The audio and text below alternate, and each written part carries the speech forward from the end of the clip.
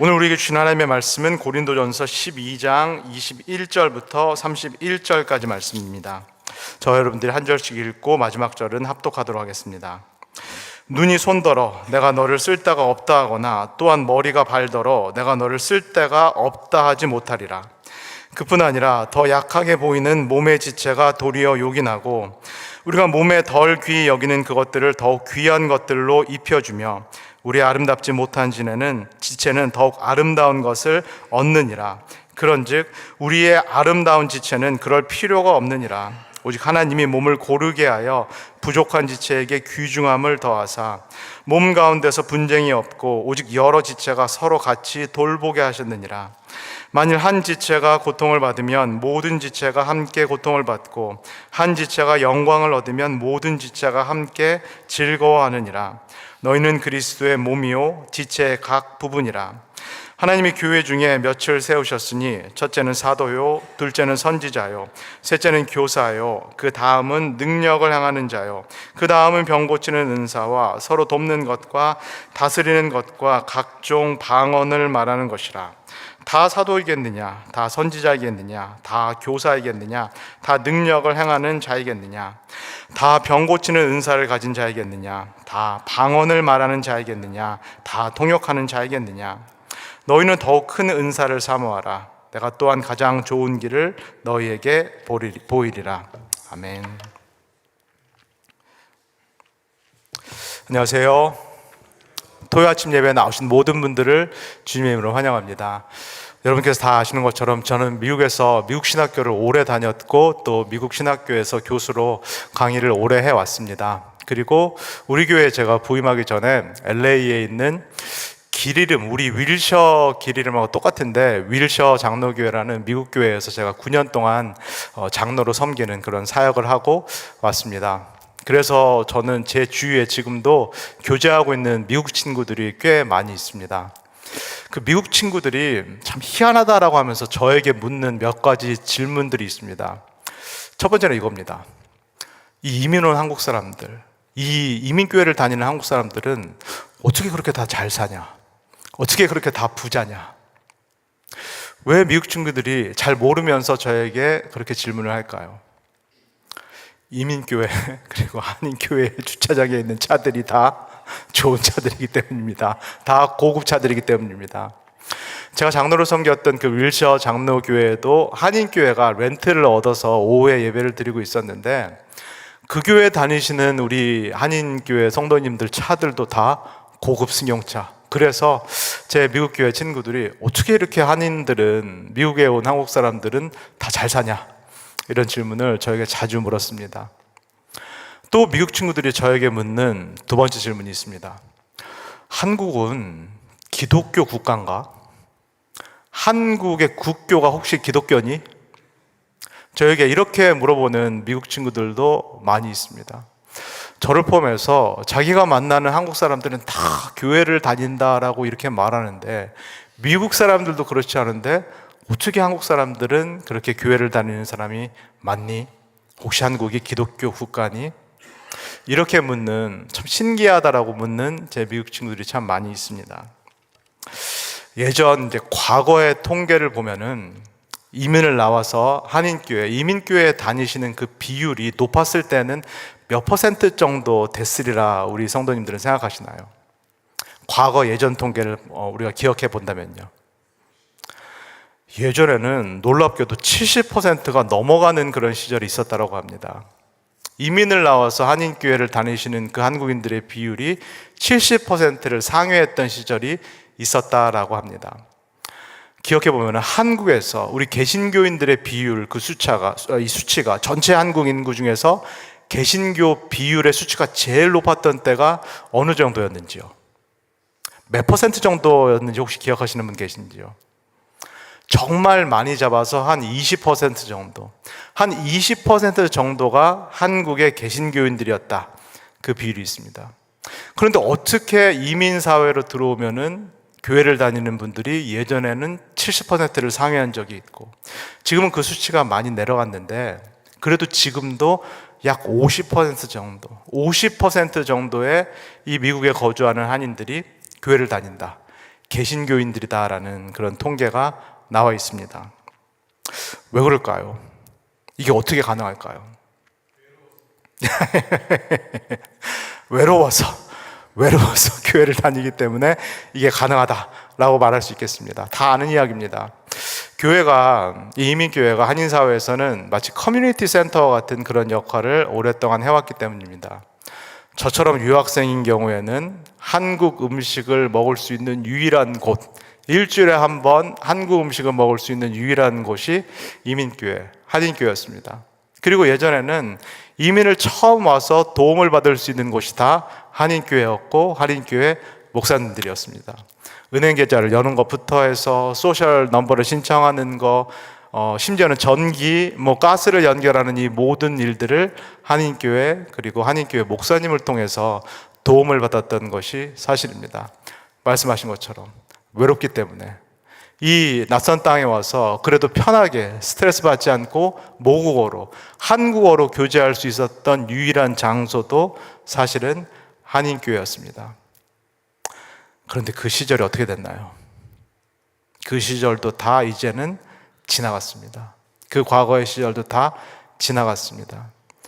요즘에 한국에서 이민을 나오시는 분들이 한인교회가 필요할까요? 아니면 필요치 않을까요? 필요치 않습니다.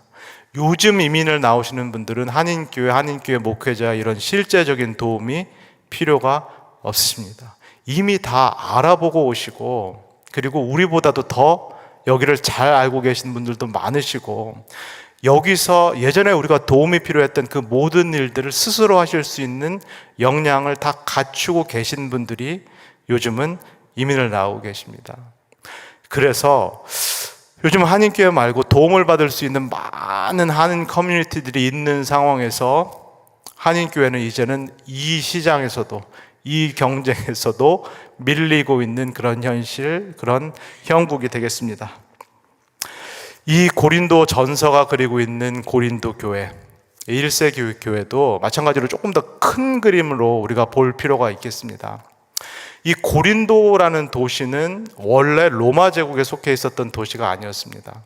이 고린도라는 도시, 고린도 교회가 놓여 있는 이 도시는 원래 그리스라는 그 나라에 속해 있었던 그런 도시입니다. 그리스라는 자유국가에 속해 있었던 도시입니다. 우리 성도님들은 그리스 하면 무엇이 떠오르시나요? 예쁜 휴양지, 그리스의 산토리니가 떠오르시나요? 아니면 저도 좋아하는 이 지중해 맛있는 음식이 떠오르시나요? 그리스 하면은 원래 대표적으로 폴리스라는 단어가 떠오릅니다. 이 폴리스는 오늘 우리가 경찰을 말하는 폴리스가 아니라 이 폴리스라는 단어에서 정치, 팔로틱스라는 그런 단어가 나왔습니다. 그리스라는 국가가 인류 역사상 최초의 민주주의적인 공동체였다라고 볼 수 있겠습니다. 근데 이 그리스라는 나라가 로마 제국에 점령을 당하게 됩니다.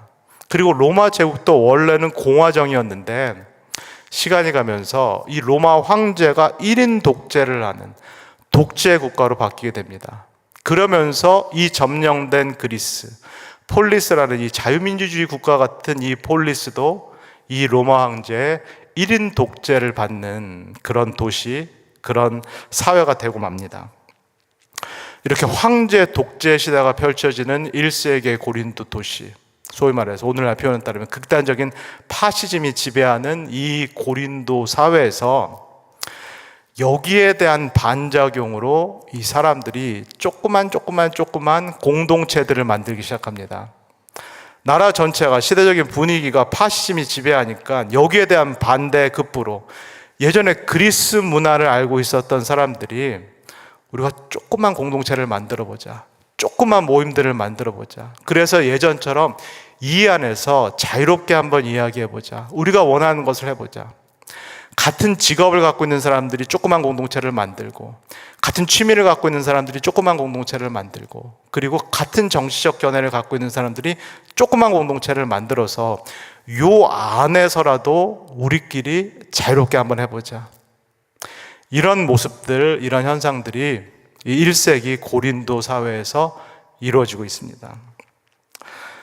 이 역사적인 배경, 이 사회적인 분위기에서 교회가 직면하는 문제는 이것입니다. 이 고린도 교회도 이렇게 생각하는 사람들이 안으로 많이 들어온다는 사실입니다. 지금 시대 배경에서 조그만한 모임들, 조그만한 공동체들, 다 일종의 이익 집단 같은 그런 공동체들이 만들어지고 있는데, 시대 배경이 이렇다 보니까는 이 고린도 교회에 들어오는 사람들도 이렇게 생각합니다. 아, 여기는 무슨 모임인가 보다. 여기는 무슨 커뮤니티인가 보다. 여기에서 내 목소리를 낼 수 있는, 내가 자유롭게 활동할 수 있는 그런 커뮤니티인가 보다라고 생각하는 사람들이 이 교회 안으로 많이 들어오게 됩니다. 오늘날 표현하면은, 이 교회가 어떤 동아리 같은 곳인가 보다. 어떤 동호회 같은 곳인가 보다. 여기가 로터리 클럽 같은, 어떤 라이온스 클럽 같은 그런 곳인가 보다. 이렇게 생각하는 사람들도 이 고린도 교회 안으로 막 들어오고 있는 그런 현실인 것입니다. 이 역사적인 배경, 지금 말씀드린 사회적인 분위기, 그리고 우리가 이상으로 그리고 있는 그 초대교회가 아니라 실제 초대교회, 이 고린도 교회의 실상, 이 현실을 한번 생각해 보시면서 우리 21절을 한번 읽어보도록 하겠습니다. 21절입니다. 시작. 눈이 손더러 내가 너를 쓸 데가 없다 하거나 또한 머리가 발더러 내가 너를 쓸 데가 없다 하지 못하리라. 사도 바울이 편지를 보내서 이 말을 하는 이유는 무엇일까요? 이 말을 지금 굳이 하고 있는 그 이유는 과연 무엇일까요? 사도 바울이 지금 여기 없습니다. 고린도 교회에 없고 에베소라는 교회, 에베소라는 그 도시에 가 있는데 계속해서 지인들을 통하여서 이 고린도 교회의 현실, 지금 상황에 대해서 소식을 듣고 있습니다. 그래서 이 고린도 전서 이전에 벌써 편지를 한 차례, 두 차례 보냈고, 이 우리가 읽고 있는 고린도 전서는 세 번째 보낸 그런 편지인데, 그럼에도 불구하고 이 상황이 계속 진행되고 있습니다. 그래서 고린도 전서의 사도 바울이 이렇게 말합니다. 지금 내가 편지로 얘기를 하고 있는데 내가 직접 고린도 교회에 갈 기회가 있을 것이다. 그때까지 이 문제가 시정이 되지 않으면은 내가 그때 가서는 이것을 바로잡겠다. 내가 그때 가서는 이것을 책망하겠다라고 사도 바울이 이야기를 하고 있습니다. 그럼 지금 이 말을 하고 있는 그 이유는 무엇일까요? 이런 이야기가 이미 고린도 교회 안에 나왔다는 얘기입니다. 누군가가 누군가에 대해서 당신은 별로 중요한 사람이 아니오. 당신은 별로 여기서 쓸모있는 사람이 아니오. 당신은 여기서 있어도 그만, 없어도 그만이다라는 그 이야기가 벌써 이 고린도 교회 안에 나왔다는 얘기입니다. 세상에서도 나오지 못할 법한 그런 이야기, 세상에서도 다른 사람에게 대해서 함부로 말할 수 없는 이 이야기가 이 교회라는 공동체 안에 이미 나왔다라는 그런 이야기입니다. 이 고린도 교회 공동체 안에서 어떻게 이런 이야기가 나왔을까요? 이게 교회인데, 주님의 몸된 교회인데, 간판은 그렇게 밖에 걸려 있는데 안에 들어가 보면은 어떻게 세상에서도 할 수 없는 그런 이야기, 당신은 별 볼 일 없는 사람이다, 보잘것 없는 사람이다, 영향력 없는 사람이다, 이런 이야기가 어떻게 이 교회에서 나올 수 있었을까요? 말씀드린 것처럼 이 안에 들어와 있는 사람들 중에서 이 교회 공동체를 일종의 커뮤니티 센터처럼 여기는 사람들이 있었기 때문입니다. 이 교회 안에서 자신의 유익, 자신의 이익을 최대치로 추구하는 그런 사람들이 있었기 때문입니다. 이 안에 들어온 사람들 중에서 일종의 꿍꿍이, 그리고 속셈이 있는 사람들이 있었다. 그래서 다 저마다 이 교회가 이렇게 돼야 된다, 이 교회가 저렇게 돼야 된다라고 이야기를 하고 있는데, 그 이야기를 자세히 들어보면은 다 누구를 위한 것인가요? 다 자기 자신을 위한 겁니다. 다 자기 자신에게 최대치의 이익이 가도록, 최대치의 유익이 가도록 이 고린도 교회가 이렇게 돼야 된다, 이 고린도 교회가 저렇게 돼야 된다라고 이야기를 하고 있다라는 것입니다. 그러면은 이 문제가, 사도 바울이 계속 편지를 보내고 있는데도 이 문제가 시정이 되지 않고 계속 가게 된다라면은 이 고린도 교회 공동체가 어떻게 될까요? 어느 쪽으로 흘러갈까요? 고린도전서 편지를 계속 기억해 보면 결국은 이 공동체가 이 안에서 목소리가 큰 사람들, 이 안에서 사도 바울이 강한 자들이라고 말하는 목소리가 크고 영향력이 있는 사람들 그 위주로 흘러가게 되어 있습니다. 고린도 사회에서도 사회적인 지위와 신분이 높았던 사람들, 소위 말하는 그 엘리트 그룹들, 여기에 더해서 이 고린도 교회 안에서 영적인 은사가 있다라고 주장하는 사람들, 나는 방언도 하고 예언도 하고 통변도 하고 나는 영적인 은사들이 있어서 그 은사들이 없는 사람들보다 내가 영적으로 더 우월하다고 하는 사람들, 이 사람들 위주로 교회가 흘러갈 수밖에 없다는 얘기입니다. 이렇게 교회가 흘러가면은 결과적으로 누가 소외를 당할 수밖에 없나요?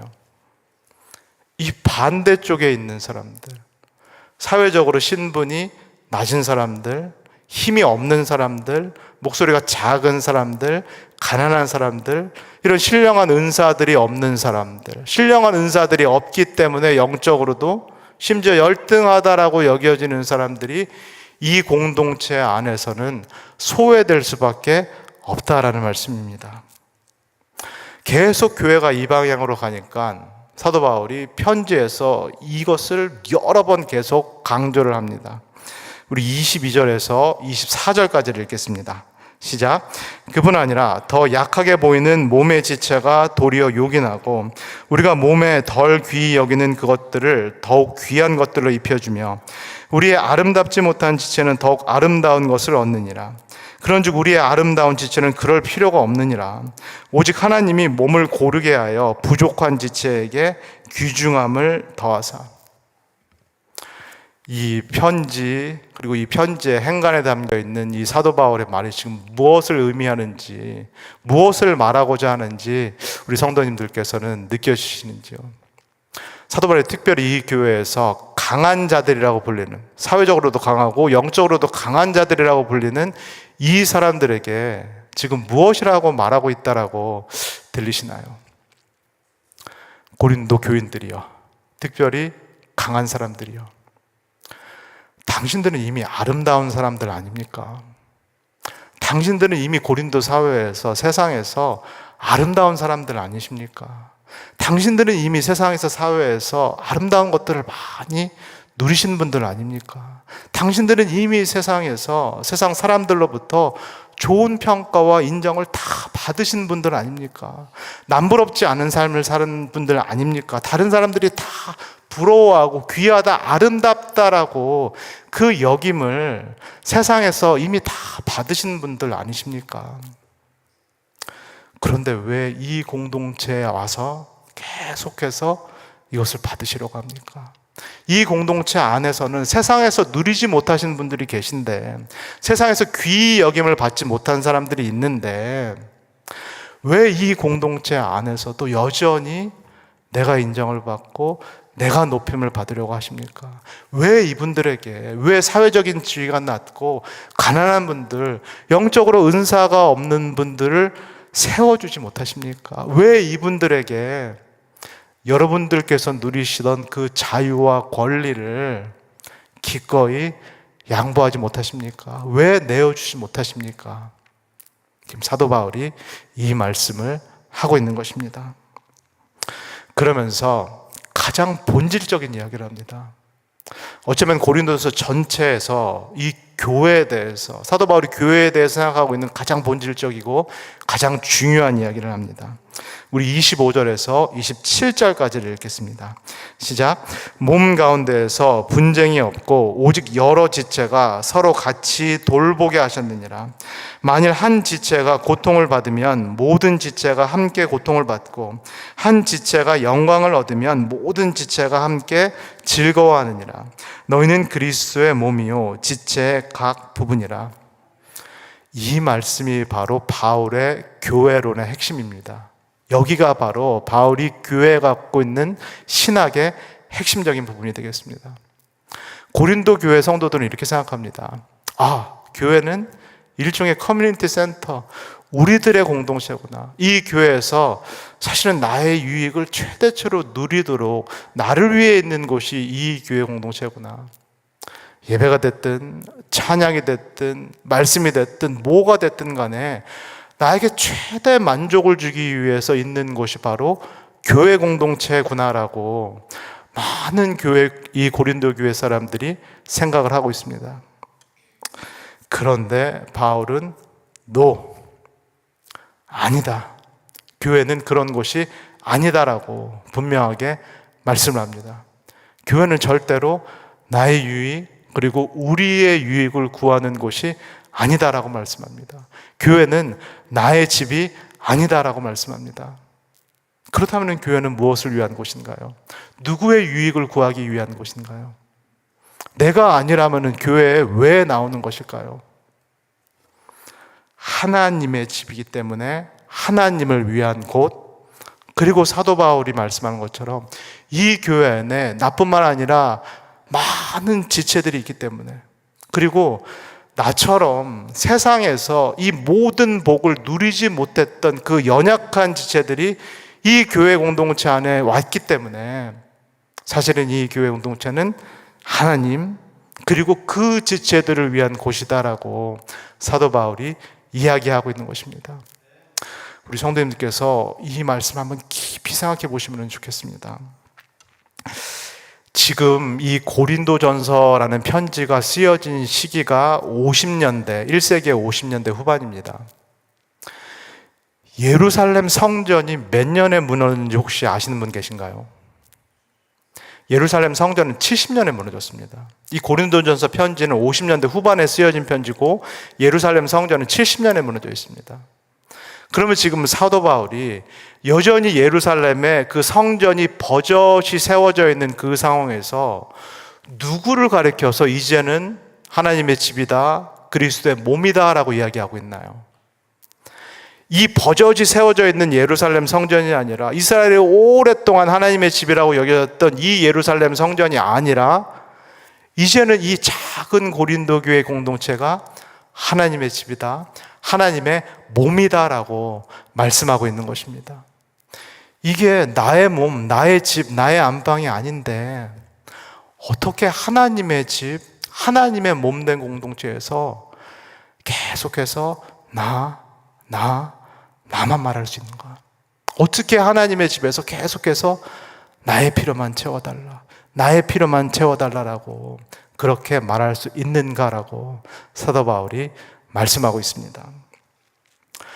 사랑하는 우리 오렌지가 난 교회 성도 여러분, 제가 빙빙 둘러서 질문 드리지 않고 조금 직접적으로 단도직입적으로 한번 질문을 드려보겠습니다. 우리 오렌지 가나안 교회는, 오렌지 가나안 장로교회는 이 한인사회, 이민사회의 어떤 일종의 커뮤니티 센터 같은 그런 곳인가요? 아니면 하나님의 집인가요? 둘 다 했으면 좋겠는데 커뮤니티 센터 역할도 하고 하나님의 집도 되면은 좋겠는데, 궁극적으로 우리 오렌지 가나안 장로교회는 하나님의 집인 줄 믿습니다. 여기는 우리 집이 아니라, 우리 안방이 아니라 하나님께서 임하시는 하나님의 집인 줄을 믿습니다. 여기는 정말로 하나님께서 당신의 뜻을 구현하는, 우리가 여기서 우리의 뜻을 이루는 것이 아니라 정말로 이 오렌지 가나안 교회에 대한 하나님의 뜻은 무엇인가? 왜 이 교회를 하나님께서 지금까지 이렇게 이어지게 하셨는가? 우리를 통해서 정말로 하나님은 무슨 일을 하시고자 하는가? 그 뜻을 계속해서 묻고 그 뜻을 발견하고 그 하나님의 뜻, 그 하나님의 소망을 우리가 이루어드리는 그 공동체가 우리 오렌지 가나안 교회가 되어야 할 줄 믿습니다. 우리 성도님들은 어떻게 느끼실지 모르겠지만은 지금 이민교회 현실이 너무나 어렵습니다. 우리 교회를 포함한 이 이민교회, 이 한인교회 현실은 심각합니다. 우리 교회는 그래도 주일 출석 인원이 100명 남짓 된다. 그래서 우리는 아직 괜찮다. 우리는 아직 자금이 있어서 든든하다. 이렇게 생각하실지 모르겠습니다. 그런데 다 아시는 것처럼 우리는 고령화 그리고 노령화가 된 지가 오래됐습니다. 제가 우리 교회 부임하기 전에 밖에서 들었던 우리 교회에 대한 이야기도, 우리 오렌지 가나안 교회는 어르신들이 계신 교회다, 시니어 교회다라는 그 이미지가 상당히 강했습니다. 우리는 오랫동안 그런 이미지로 이미 브랜딩이 되어 있는 그런 교회입니다. 그래서 우리 교회에 젊은 세대가 들어온다라는 거, 젊은 세대가 이곳에 온다라는 것은 상당히 어려운 그런 현실입니다. 다 아시는 것처럼 여기에 더해서 우리는 여러 가지 힘든 조건들을 갖고 있습니다. 지리적으로 우리는 불리한 요건을 갖고 있습니다. 한인들이 살지 않는 산타아나 지역의 한가운데 놓여 있습니다. 프리웨이도 멉니다. 저도 사이프러스에 살면서 교회에 출퇴근할 때 40분이 넘게 걸립니다. 이렇게 여러 가지 사실은 어려운 조건들을 다 갖고 있는 우리 교회가, 우리 성도님들, 우리 교회 미래가 얼마나 남아있다라고 생각하시나요? 10년이 남아있을까요? 5년이 남아있을까요? 3년이 남아있을까요? 2년이 남아있을까요? 아니면 1년이 남아있을까요? 우리 성도님들은 어떻게 느끼실지 모르겠는데 저처럼 이 교회에 대해서 심각하게 위기의식을 느끼고 계신 그런 성도님들이 혹시 계신지요? 편안하고 그렇게 안정된 마음이 아니라 저처럼 정말 우리 교회의 미래가 어떻게 될까? 그렇게 심각한 위기의식을 느끼고 계신 분들이 혹시 우리 가운데 계신지요? 우리가 정말로 변화하지 않는다면, 우리가 달라지지 않는다면, 우리가 많은 것들을 새롭게 하지 않는다면 사실은 우리 교회의 미래가 얼마 남지 않을 수도 있다라는 그런 마음을 혹시 저와 함께 이렇게 갖고 계신 분들이 우리 가운데 계신지요? 우리 교회 현재 그리고 우리 교회의 미래를 생각할 때 현실적으로 많은 변화들이 필요해 보이지만 저는 우리 성도님들이 이 한 가지 변화를 가지고 함께 기도해 주시기를 원합니다. 우리 교회가 본질을 회복했으면 좋겠습니다. 우리 교회가 교회로서의 본질을 회복했으면 좋겠습니다. 우리끼리의 어떤 커뮤니티 센터라든가 동아리라든가 동호회 같은 그런 성격의 교회가 아니라 정말로 하나님의 집으로서 하나님께서 다스리시고 하나님께서 함께 하시고 하나님의 뜻이 구현되는 그 교회의 본질을 우리가 회복하기를 소원합니다.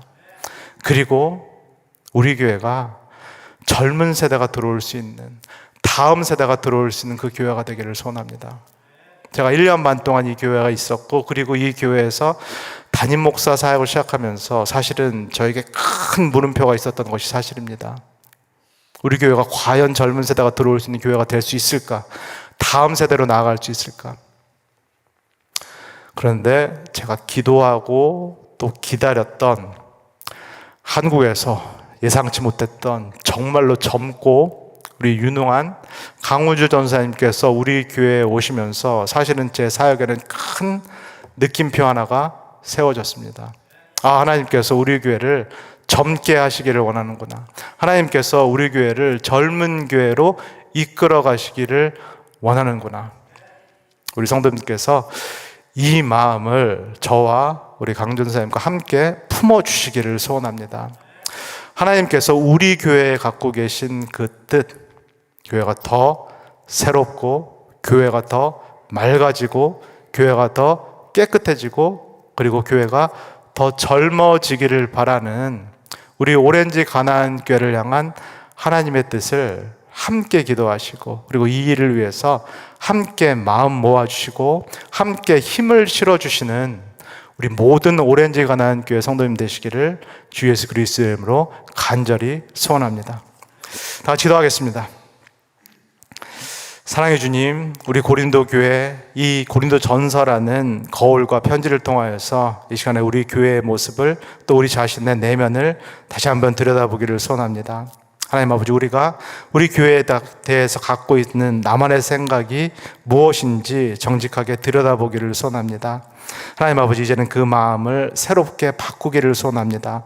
이 교회 공동체가 나를 위해서 존재하는 것이 아니라 내가 교회를 위해서 존재한다라는 그 생각을 우리가 품게 하옵소서. 하나님이 나를 위해 존재하는 게 아니라 내가 하나님을 위해서 존재한다라는 그 생각, 그 마음을 우리로 하여금 품게 하여 주시옵소서. 나만을 바라보지 않게 하시고 내가 품고 있는 교회의 생각을 바라보지 않게 하시고 하나님께서 우리 교회를 통해서 지금 무슨 일을 하고 계신지, 우리 교회를 어떻게 끌고 가고자 하시는지를 우리가 함께 바라볼 수 있도록 주여 축복하여 주시옵소서. 이 교회를 더 새롭고 깨끗하고 맑고 젊게 그렇게 변화시키시기를 원하시는 주의 뜻에 순종할 수 있는 우리 모두가 될 수 있도록 우리를 축복하여 주시옵소서. 감사를 드리며 예수님의 이름으로 기도합니다. 아멘.